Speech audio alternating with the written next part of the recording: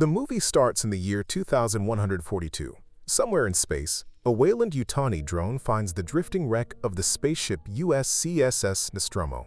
A team is sent to investigate and finds a lab inside, where a curled-up xenomorph is lying in a fetal position. Meanwhile, on the star colony Jackson's star, a young woman named Rain Key-Rine wakes up to an alarm calling her to work in the mine. During breakfast, her adopted brother Andy joins her, trying to cheer her up. He hopes they can save enough money to leave the colony for a better place called Aiga. Rain decides to check in at the colony office first, hoping she's met the quota so she can finally leave. But the office worker denies her request, saying the quota has been raised. Just then, Rain sees a gang of young thugs beating up Andy. She rushes over to help him, and it's revealed that Andy is actually a synthetic human. She resets him, and he wakes up again. Around this time, her ex-boyfriend Tyler contacts her, asking to meet about a profitable deal. Although Rain is cautious, she goes to meet him at the edge of town, where his ship, the Corbelan, is parked. Nearby, Tyler's cousin Bjorn and his girlfriend Navarro work on the ship. Rain and Andy board and are warmly greeted by Tyler's sister, Kay.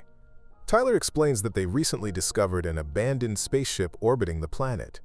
Since they've long met their work quotas but aren't allowed to leave, they decided to use their tug to reach the derelict ship, hoping to find cryo chambers that would let them escape to Aiga, a planet with better living conditions. They invited Rain along because she has Andy, and only a synthetic can interact with the ship's computer systems. Tyler reminds her that if she refuses, she'll be stuck on the colony forever. Reluctantly, Rain agrees. The group flies the mining transport to the abandoned ship. During the journey, Bjorn mocks Andy, which bothers Rain, but the synthetic remains friendly and unfazed. As they ascend above the planet, Rain sees the sun for the first time. Soon, they reach the space object and realize it's more of a decommissioned outpost, stuck in orbit but rapidly falling toward the planet's rings. They have 36 hours before it collides. Rain asks Andy to reconsider before boarding, but Andy's only directive, written by Rain's father, is to do everything for her. The tug docks with the station, and Andy's signal opens the airlock. Tyler, Bjorn, and Andy board the station, following scanner directions to the cryo capsules. Gravity is unstable, but the ship's motherboard powers up, activating the oxygen supply. When they reach the capsules, they find they're intact but lack enough cryofuel for the journey to Aiga. They discover another large cryochamber that might have the fuel they need and head toward it. Meanwhile, Rain, puzzled by Bjorn's hostility, learns that during a mine accident, a synthetic left Bjorn's injured mother behind, causing him to despise androids. As Navarro inspects the capsules, Kay confides in Rain that she's pregnant. The station system greets the crew, explaining that the outpost is divided into two sections, Romulus and Remus. Bjorn then reveals to Andy that he was only needed for the initial stage, and will be left behind afterward. Rain overhears and is heartbroken that she didn't warn Andy herself. As they explore, they realize the station looks abandoned rather than decommissioned.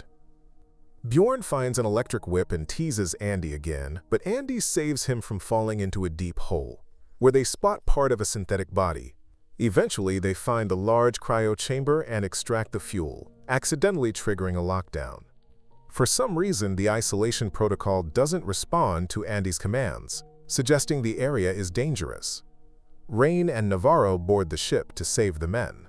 Rain removes a chip from a damaged android and installs it into Andy, hoping it will give him control over the station. As Andy reboots, he briefly glimpses strange creatures aboard the ship. Meanwhile, Bjorn finds strange bioorganisms in a flooded chamber but is attacked by invisible creatures in the water. Tyler tries to help, but is ambushed by a facehugger. Andy reboots just in time to save Bjorn, and the group attempts to escape, but the facehuggers break through doors. One attaches itself to Navarro's face. Surprisingly, Andy begins explaining the creature's actions scientifically, leading Rain to realize that the chip is influencing him. However, Andy suddenly refuses to obey her. The chip has altered his programming, fixing prior limitations, but also nullifying his mission to serve Rain in order to save Navarro. Andy activates the damaged android Rook, a scientist from the station. Rook informs the group that the station's personnel were all killed by these creatures, and that Navarro cannot be saved. The parasite has implanted a seed in her, which will quickly merge with her DNA, allowing the xenomorph to grow. Rain suggests freezing the parasite's tail with cryofuel. This works, and Navarro regains consciousness, but Rook warns Andy that the facehugger has likely completed its mission and advises against allowing Navarro back on the tug. Despite this, Bjorn takes Navarro onto the Corbelan, leaving Andy, Tyler, and Rain behind. They detach the tug, where Kay wakes up, confused about what's happening. Suddenly, Navarro starts feeling unwell. Kay tries to help, but a xenomorph bursts from Navarro's chest, killing her. The Corbelan crashes into the hangar of Romulus, disturbing the station's orbit and setting it on a collision course with Jackson's planetary rings. Meanwhile, Rook makes his way to the command center and contacts the ship's motherboard. Andy discovers that the facehuggers can't see but can detect human body heat. To pass by undetected, they must raise the air temperature to 36.6 degrees Celsius and remain silent. They follow through with this plan, slowly making their way to the hangar. Kay escapes from the Corbelan and, in one of the corridors, encounters Bjorn. Together, they attempt to flee, but the passage is lined with xenomorph cocoons, indicating the creatures are maturing. Bjorn tries to destroy one with an electric whip, which initially seems effective. Kay tries to pull him away, but Bjorn becomes fascinated by the creature's acidic blood, which burns through metal barriers. Suddenly, the xenomorph sprays him with acid, and Bjorn dies as his body disintegrates. Kay reaches the door but can't open it. Tyler and Rain attempt to help her but are attacked by facehuggers. They flee, and Andy seals the doors behind them, cutting off Kay's escape.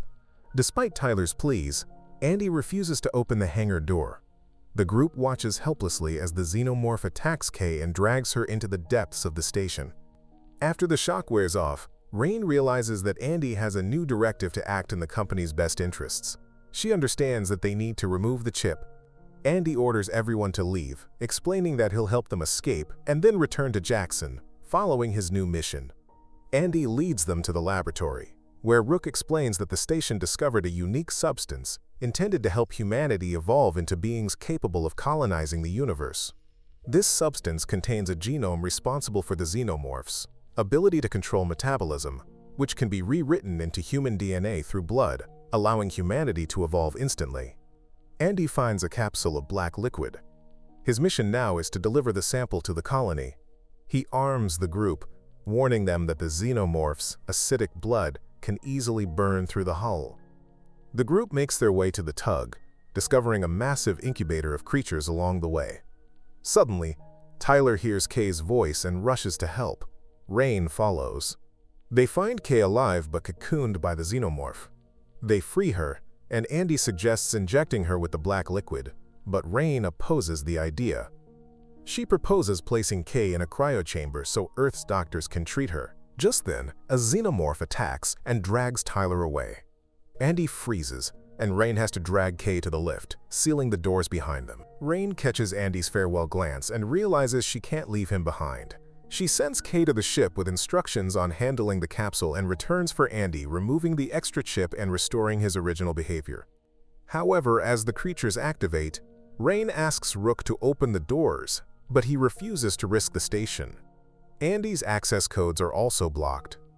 Meanwhile, Kay reaches the Corbelan, where she hears Rook's call, urging her to transfer control so he can bring her to the colony. She injects herself with the black liquid, hoping it will heal her wounds and protect her unborn child.